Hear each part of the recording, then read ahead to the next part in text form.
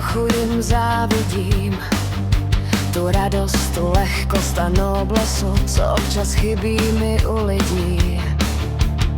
Kdyby tak babočka uměla pavým okem uspávat, místo ní vzlétla bych za tebou jako Šahrazad. Když spíš, moc ráda bych lesnu, řekla ti řečí motýla. Ať víš, že na tebe myslím a že jsem tvá milá.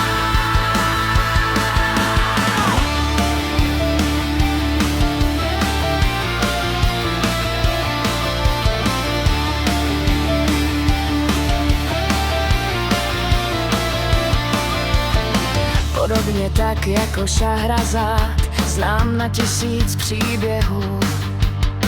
Pokaždé v nich dobro zvítězí, jinak to vyprávět nemohu. Jako poslední povím ti pohádku o tom, kde láska pramení.